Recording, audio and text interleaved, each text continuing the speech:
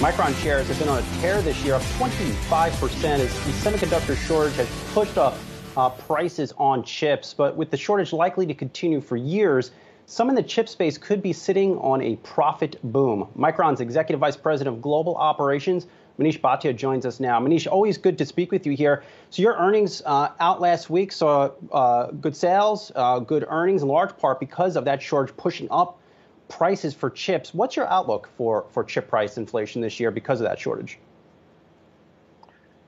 Thanks, Brian. Great to be back. And you're right that the demand has really been strong across the semiconductor sector, and particularly for our DRAM business.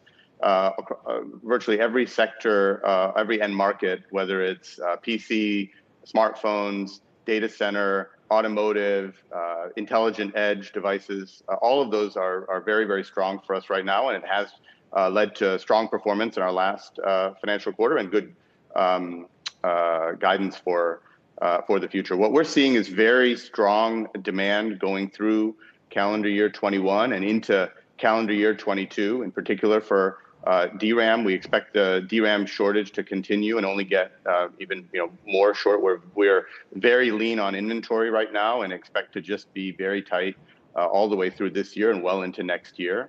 On the NAND flash side, we are seeing stabilization in pricing, and we do expect also continued demand trends to be strong there. On the supply side, though, on the NAND side, we are still seeing across the industry still some pockets of inventory. So remains to be seen how the NAND part of our demand will play out through the rest of this year. But overall, our financial outlook is very healthy for the rest of this year, and we're excited about our prospects. Manish, the shortage so far has just appeared to impact a lot of the automakers are now taking production offline. Is the next shoe to drop here that we just won't be able to buy some consumer products in coming months because of the shortage? Well, I think that what you're seeing is that the demand trends have really accelerated across multiple different sectors, right? And whether that's in consumer sector, whether that's in the data center, whether that's in automotive.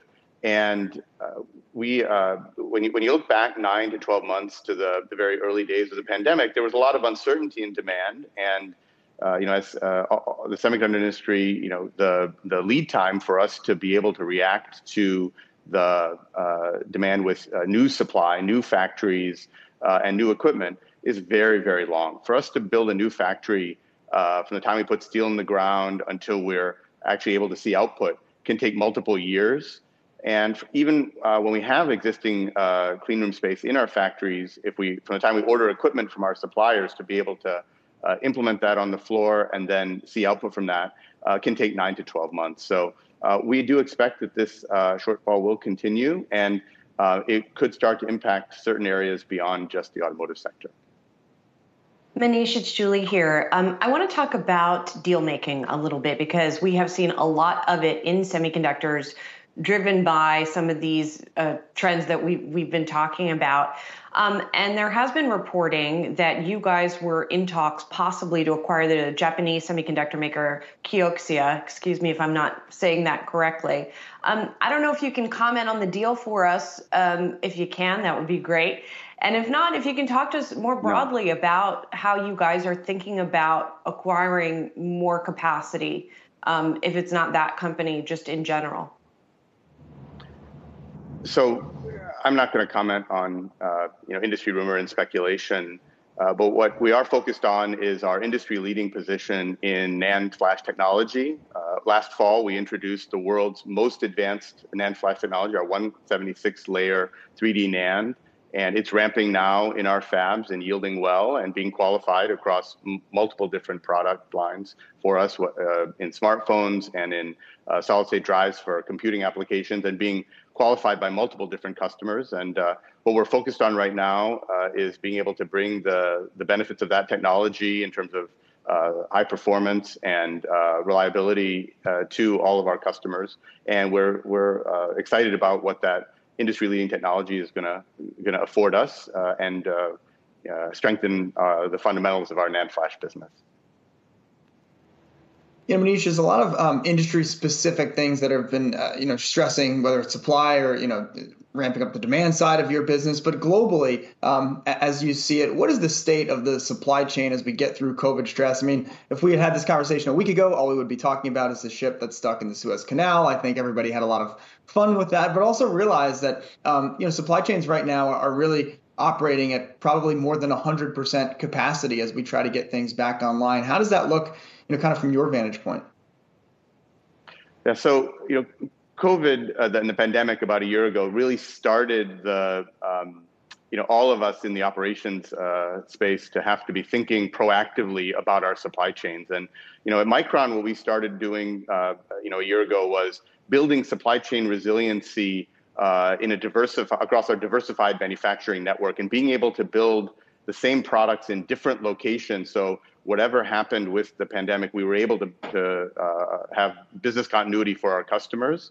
And then in terms of the materials and other supplies that we need to keep our factories running, we diversified our sourcing, and we increased our ability to monitor our suppliers and their suppliers, and also enhanced our logistics redundancy to be able to make sure that whatever changes there might be in the logistics space, we were able to maintain continuity of materials to our factories to keep them running. And so far, throughout the last year, we've done an excellent job of being able to keep all of our factories around the world at full production levels and maintain that continuity to our customers. And I think, broadly for the industry, what the recent disruptions just highlight how important it is to have that resiliency, to be able to think proactively about what might happen and have inventories in place and have multiple suppliers qualified so that you can maintain continuity, and then to have advanced analytics to be able to monitor for those supply chain disruptions and react quickly. And I think that's what all supply chain professionals are aiming to do today. Manish, we've talked to you consistently throughout the year plus of the pandemic, but this year is shaping up to be different year over year for so many different reasons. What's your biggest challenge over the next 6 to 12 months? So we're, as I mentioned, our inventories are very lean, and we are, working hard to try and maximize our opportunity. We are ramping 2 industry-leading technologies right now. I mentioned our 176-layer NAND, which we introduced last fall, and then towards the end of last year, we introduced our 1-alpha DRAM, which is also the industry's most cost-effective architecture, industry-leading architecture that's also ramping in production today and being qualified by our customers. So we're very focused on qualifying those 2 advanced technologies, being able to manage our manufacturing sites and our supply chain to be able to meet our strong customer demand, and then be able to continue healthy profitability throughout the rest of the year. Before we let you go, Manish, I think Micron did catch some analysts by surprise coming off the earnings call with your CapEx outlook. So $9 billion CapEx guidance for 2021, that suggests a 40% decline in CapEx in the second half of the year versus what you spent in the first half of the year, which was about $5.8 billion. If we are seeing that shortage, and we are, why not ramp up CapEx? Well, our CapEx at $9 billion is record level for the company for our fiscal year 21.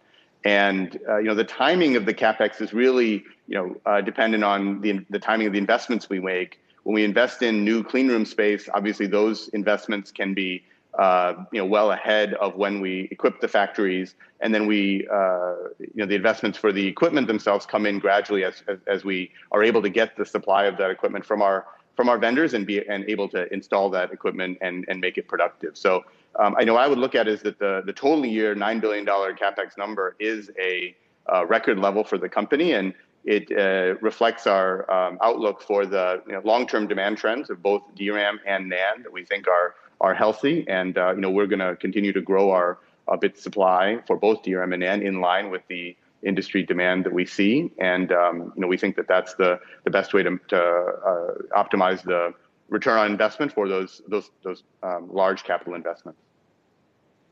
Micron Executive Vice President of Global Operations, Manish Bhatia, always good to see you. Stay safe.